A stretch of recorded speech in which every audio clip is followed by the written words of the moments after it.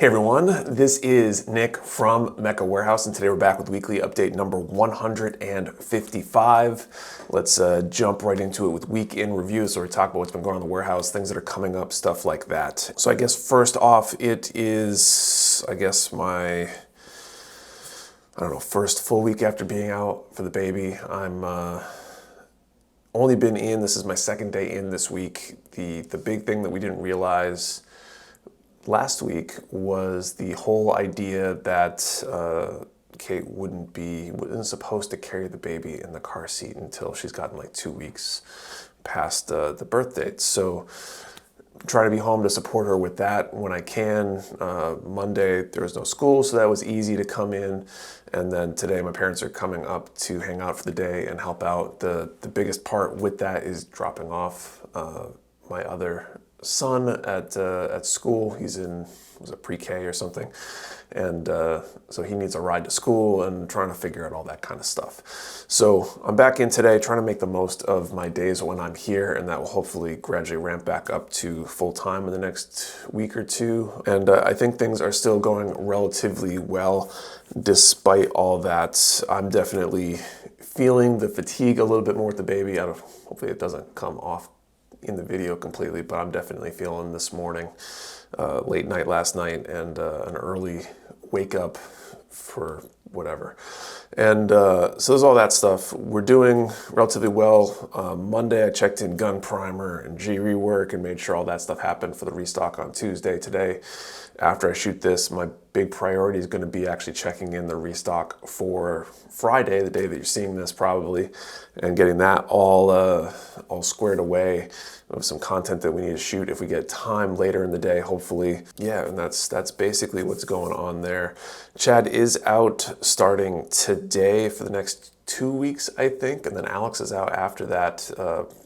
Vacations. Chad's getting married, I guess, so congrats on that. And then Alex is out for vacation, so we're a little short-staffed. And so with all that combination, me not being in, being slightly short-staffed, I think we're a little bit on the behind end for packing orders. It's a lot harder to pack orders without someone to pick and pack. So Alex has been doing a great job trying to keep up on his own. There's some per diem help coming in Friday. Ethan is helping out picking today, I think, a little bit in between editing and stuff like that. That is, I guess, where everything is at in the warehouse. The one other thing to talk about today is the inventory reduction sale is ending on Sunday, the 15th. So that's a few days away now, a couple days away at midnight Eastern. So INV RED 30 for 30% off select items.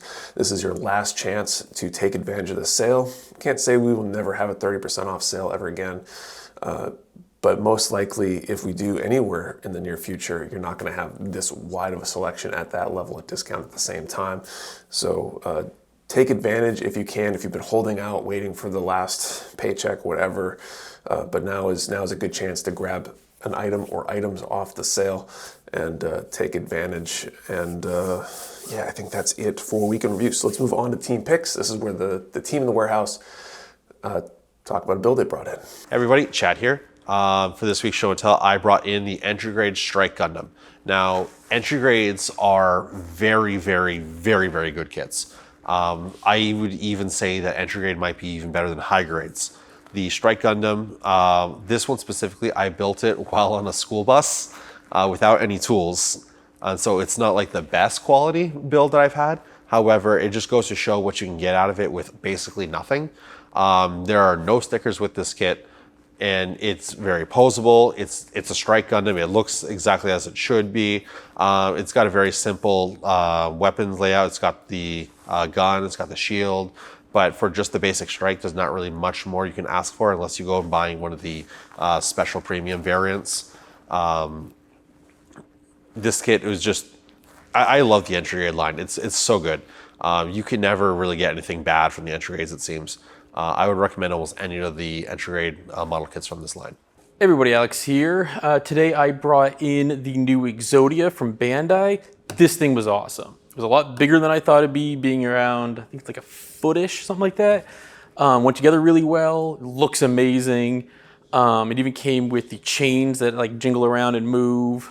I have zero complaints about this thing. Like, came with all the right details. It had the right amount of like gold pieces that would like good accent. Yeah, I got nothing. Go look at it. All right, that's it for team picks. Let's do Q&A.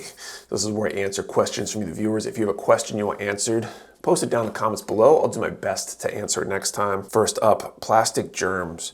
Question, personally, how much do you think is too big of a backlog? Give out a number or a ratio. This is an interesting question. I don't know. Arguably, a backlog can be as big or small as you want it to be. A big backlog isn't necessarily a problem, assuming one, you can afford it. Having a huge backlog, but neglecting to buy food or other necessities, shelter, whatever for yourself and your family, that is definitely a problem. Then your backlog's too big. The other thing to keep in mind is that a lot of people, if your backlog is big, it's probably because you don't build fast enough to work through it. I could be wrong. Every case is a case-by-case basis.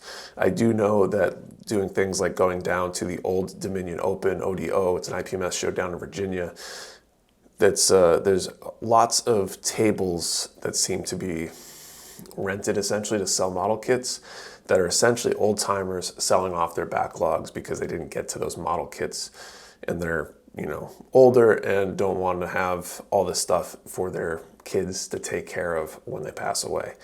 At least that's kind of the reading between the lines as to what's going on there.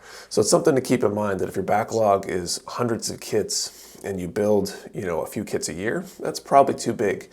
But if it makes you happy to have all those kits and you can afford it, I don't think it's really too big, So knowing the nature of how the kind of model industry works in terms of producing kits and things like that, it makes sense to have a backlog. And as long as you enjoy having the kits, then I think that's okay, in my opinion. Fun question. If you could learn how to fly an airplane or sail a ship, which one would you choose? I feel like it would be sail a ship.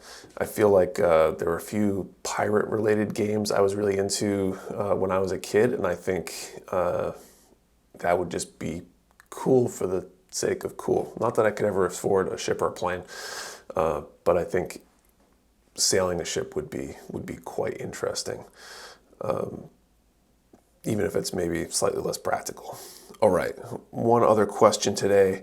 Twizzle Shiny Sword, congratulations, thank you. What were some of the unexpected challenges you faced starting Mecha Warehouse?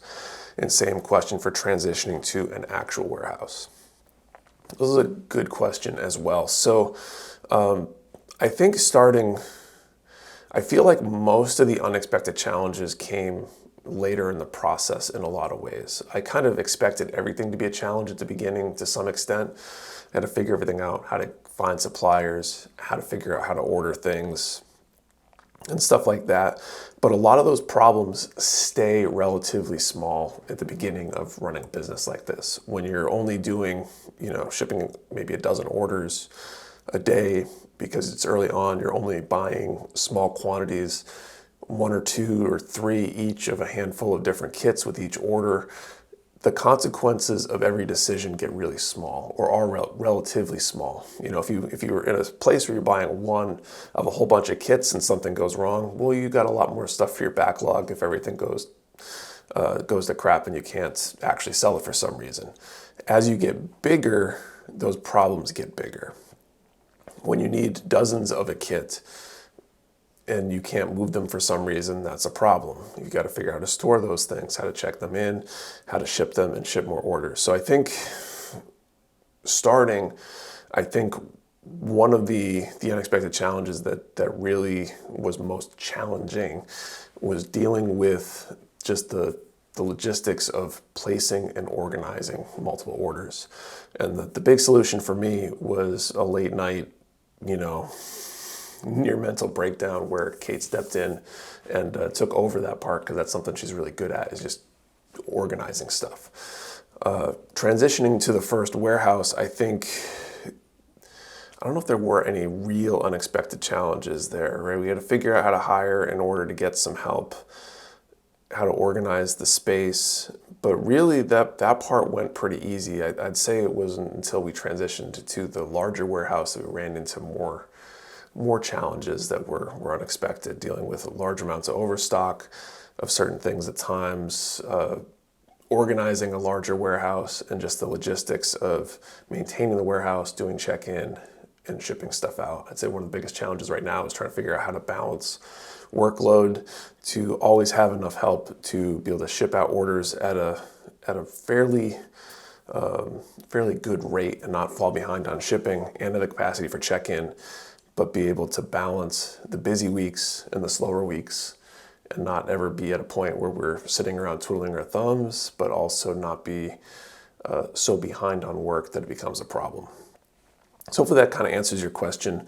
I think I'll close kind of on this question with, when I started Mecca Warehouse, I figured it would be a quote unquote stupid simple business, because how hard can it be to buy and sell stuff? And every day, month, and year that I got into it further, the more I'm realizing how challenging it can be to run a business like this as it gets scale. Everything's easy when it's small. As it grows, it definitely becomes more challenging. So I think that's it for questions this week. Do me a favor, if you have a question you want answered, post it down in the comments below. I'll do my best to answer it next time. Thank you for watching. See you next time.